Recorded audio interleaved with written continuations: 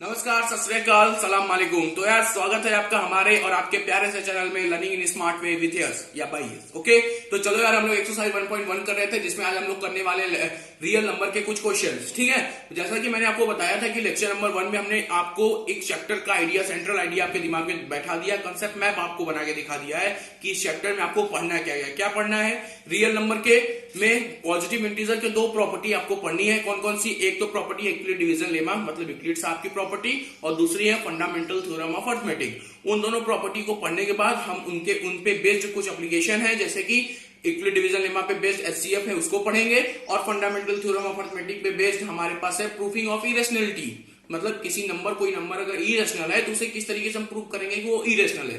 तो इसे प्रूव करने के लिए हम यूज करते हैं फंडामेंटल थ्योरम ऑफ अरिथमेटिक। घबराइए नहीं, अगला लेक्चर उसी पे आएगा, बहुत डिटेल लेक्चर रहेगा। ठीक है, तो यार अभी हम लोग यूक्लिड डिवीजन लेमा अच्छे से पढ़े हैं, उस पे बेस्ड एक कहानी भी सुन रखा है आपने। मैं उम्मीद करता हूँ आपको कहानी भी अच्छे से समझ में आ गया होगा। ठीक है, तो चलो यार, बहुत आसान सा एक्सरसाइज, अगर आपने फर्स्ट लेक्चर देखा हुआ है तो बहुत मजा आने वाला है इस एक्सरसाइज को करने में। ठीक है, तो फर्स्ट क्वेश्चन उठाते हैं, देखते हैं पहला क्वेश्चन हमसे बोल क्या रहा है। ठीक है, सभी लोग अपना बुक निकाल लो प्लीज। चलो, फर्स्ट क्वेश्चन है मेरे पास, use Euclid division algorithm to find HCF of 135 and 225। मतलब आपको एचसीएफ निकालना है 135 का एंड 225 का, और बोला यूज यूक्लिड डिवीजन एल्गोरिथम। कुछ लोग तो यार यूक्लिड डिवीजन एल्गोरिथम अगर नहीं समझे होंगे, नहीं पढ़े होंगे, तो सोचेंगे यार हम तो इसको कर ही नहीं पाएंगे, लेकिन आप कर सकते हैं, क्योंकि अब अभी आप कुछ समय के लिए यूक्लिड डिवीजन लेमा एकदम भूल जाइए, कुछ मत याद करो। आपको मैंने बोला इसका आपको एचसीएफ निकालना है, तो आप सबसे फंडामेंटल तरीका क्या है इसको करने का? सिंपल सी बात है यार, ऐसे करेंगे जैसे बचपन में करते आए हैं। 135 यही तो करते हैं, कुछ रिमाइंडर बचता है यहाँ पे करते हैं, फिर बचता है यहाँ पे करते हैं। जब तक ये पूरा कट नहीं जाता तब तक हम रुकते नहीं, करते रहते हैं, जहां कटेगा वही हमारा एचसीएफ। तो बस वही करना है। बट यूक्लिड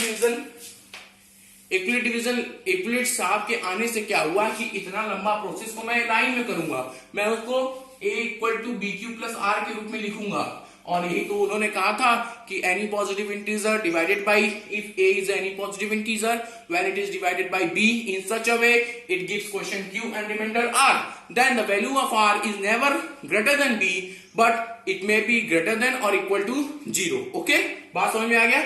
और उसको मैंने आपको फर्स्ट लेक्चर में और डिटेल में समझाया। ठीक है, तो चलो यार, आपको यही करना था। क्या करना था कि 135 और 225 का आपको एचसीएफ निकालना है यूजिंग यूक्लिड डिवीजन एल्गोरिथम। ठीक है, तो सबसे पहले हम इसको ऐसे निकालते हैं। जरा देखो क्या है, इसका मुझे एचसीएफ निकालना है। तो आप बताओ मैक्सिमम 135 का टेबल पढ़ो। अब कौन पढ़ पाएगा टेबल यार? एक बार देखो, 135 को वो दुगुना कर दे तो 225 से ज्यादा हो जाएगा, तो दुगुना तो नहीं जा पाएगा, 1 बढ़ जाएगा। कितना? 135 बन जा 135, कितना बचा? 5 में से 5 गया 0, 12 में से 3 गया 9, 9 4 13 9 3 12। गुड। और यहाँ पे बचा 1 में से 1 गया कैंसिल। ओके, अब यहाँ पे देखो कैसे, यही तो करते थे ना। ये 90 बचा, अब यहाँ पे 135 उतार देते थे। कितना हो गया भाई? 90 1 जा 90, यहाँ बचा 5, यहाँ बचा 4, 45, फिर यहाँ पे 90 उतार देते थे, 45 2 जा 90। बस ये अगर आपको आ रहा है तो अब इसको यूक्लिड डिवीजन लेमा के साथ आराम से करेंगे। ठीक है, बात समझ में आया? इसका एचसीएफ क्वेश्चन निकलेगा। अब देखो यूक्लिड डिवीजन जैसे हमको क्लास 10 के बोर्ड एग्जाम में करना, कैसे हम करेंगे। ठीक है, क्या करेंगे हम? फर्स्ट स्टेप में, सिंस 135 इज लेस देन 225, ठीक है, तो 225 में पॉजिटिव इंटीजर है, उसको हम लिख सकते हैं any positive integer divided by b give quotient q remainder r where r is never greater than 225। Okay, तो बस वही कर दो यार। 225 को आप लिख सकते हो ना ऐसे, 135 इंटू 1 प्लस 90, यही तो है, a equal to b into Q plus r। ठीक है, अब देखो, अब यहाँ पे जब तक ये 0 नहीं होगा तब तक आपको स्टेप रोकना नहीं है, तब तक करना है जब तक r आपका 0 ना हो जाए। जैसे ही r 0 हो गया, उस समय जो एक b की वैल्यू होगी वही आपका एचसीएफ होगा, हाईएस्ट कॉमन फैक्टर। बात समझ में आया? तो अब क्या करेंगे भाई? अब यहां लिखो 135 इक्वल टू 90, तो 90 1 जा 90 प्लस 90 में कितना 45 जोड़ देंगे तो 135 हो जाएगा, तो 45 लिख दो। बस अभी भी देखो यार 0 नहीं हुआ, तो फिर अगले स्टेप में चलेंगे। अब 90 को लिखेंगे 90, ये हमारा क्या बन जाएगा? b।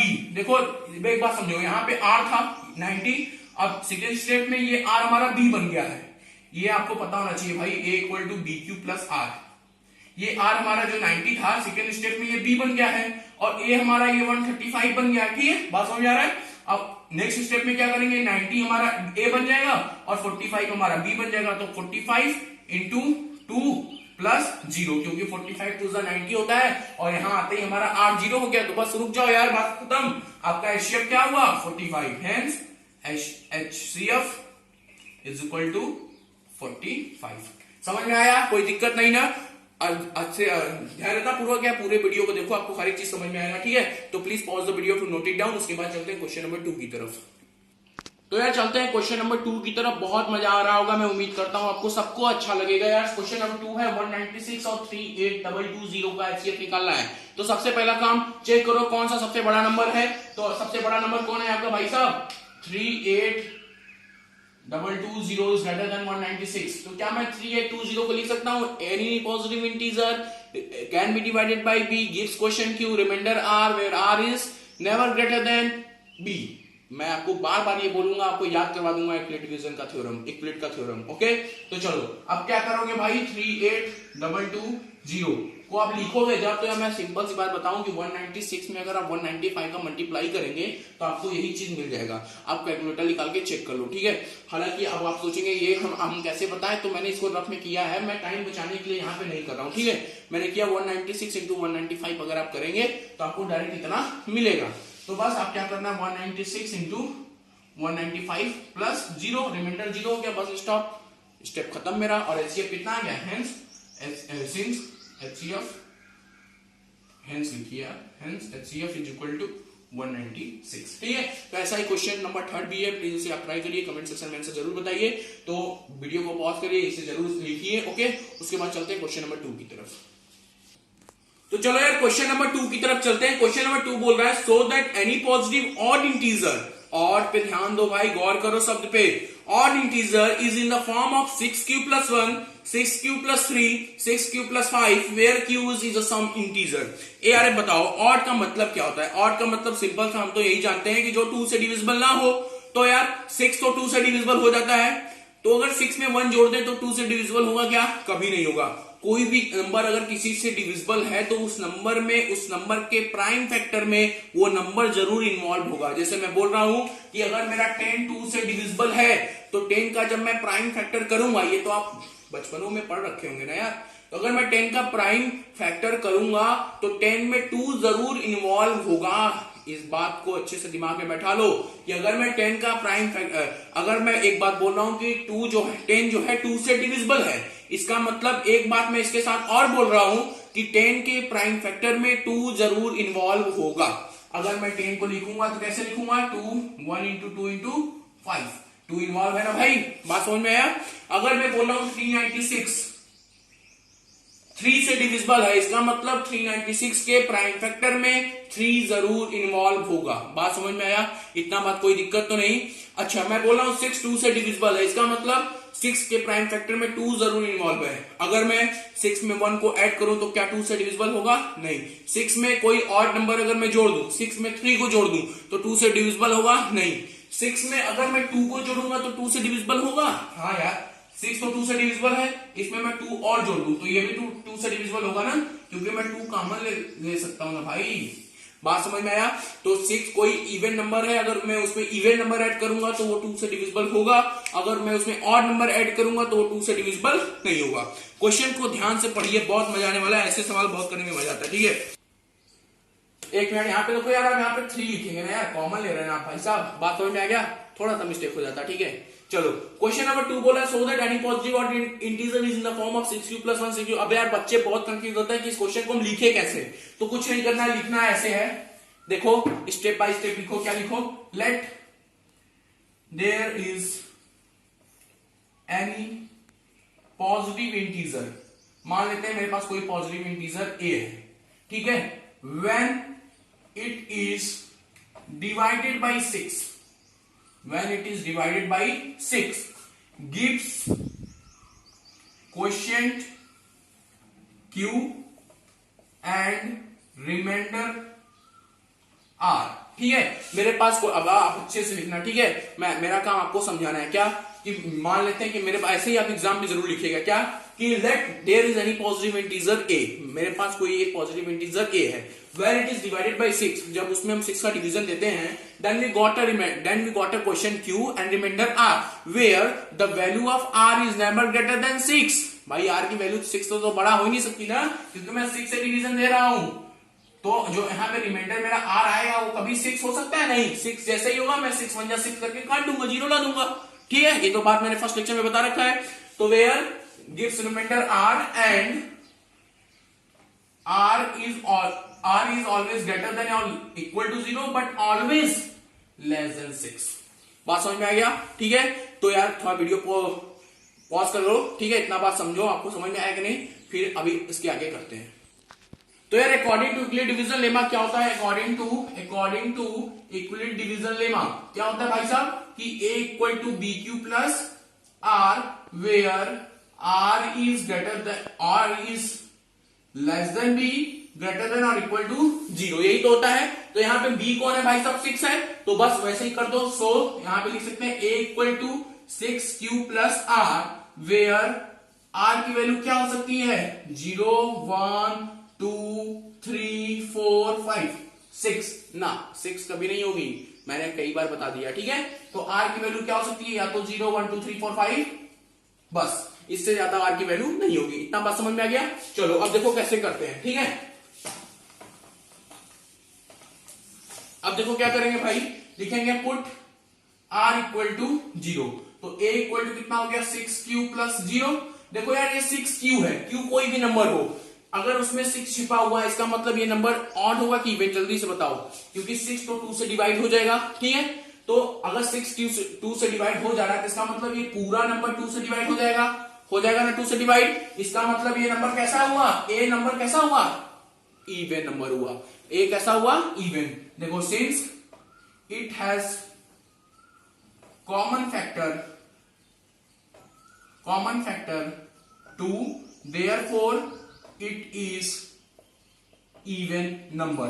आपका क्वेश्चन है, आपको शो करना है odd number in the form of 6q plus 1 6q plus 3 6q plus 5। ठीक है, तो ये आपको शो नहीं करना था। अब देखो पुट r इक्वल टू 1, अब r को 1 रखो तो कितना हो जाएगा? a equal to 6q plus 1। अब यहां से देखो 2 आपको कॉमन पूरे नंबर से मिल पाएगा क्या? नहीं, आपको 2 यहां से कॉमन मिलेगा लेकिन यहां से कॉमन नहीं मिलेगा।